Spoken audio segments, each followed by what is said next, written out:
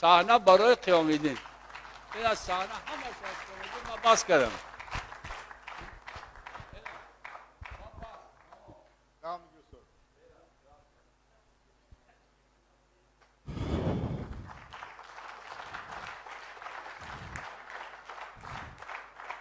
استاد عزیزی ما را همه صفتاش روی صحنه گفتن، شعراش خواندن، چی درد دارد چی علم دارد.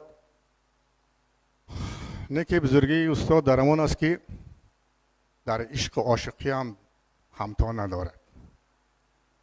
همین روزه که واخری استاد بازار بارون یک سوت کشید به تنفس بریده ایستاده است و یک شب همین استاد از ملاقات های جوانیش در ره میاد که او کارهایی که به انجام نرسانده است زمزمه میکند که دین شب در زیر باران ره بره رفتم خیالی، بوسه های در لبت ناکشته را در زمین ها کشته رفتم، تا پیاپی از پی من خد خدی ره لبلبی جو، بوسه روید همچه قاقو، بوسه روید همچه هلبو.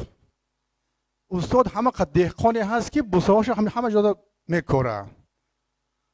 همین استاد میرزا فضلی یک نقیزه کرده است که بعد بسیار معقول شد، چون که میرزا فضلی نقیزه نویسی را از من یاد گرفتگی است.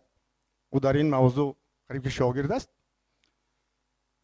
این پگاهی بعد باران با خیالاتی پریشان، خیستم بر پشته رفتم پیش از نانیشته رفتم، 20 بوسه بر تو جانان در لبم بینهوده پینهان، از زنم آورده بودم کیش در هر جا نمودم، 6 تاش را هر جا و هر سو، 2 تاش را در لبی جو، نزد چشمه 7 دانه 1 تا در زیر 2 لانه، 4 تاش در سایه ابر، جانکم کم تر بکن صبر، چون رسد فصل بهاران، بوسه ها چون را و تاران، از زمین وقت براین نازکند و خوش اداین، چون روی بر لاله چینی بوسه هایم را ببینی، 1 تا 1 تا چون بچینی، کشتشان کن زیر بینی.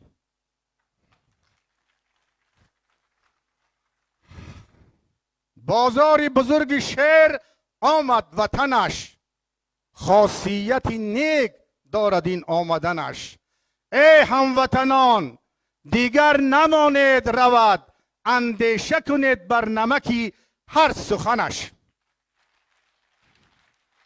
سخن به هنرمندان ناحیه فیض آباد به خاطرشان.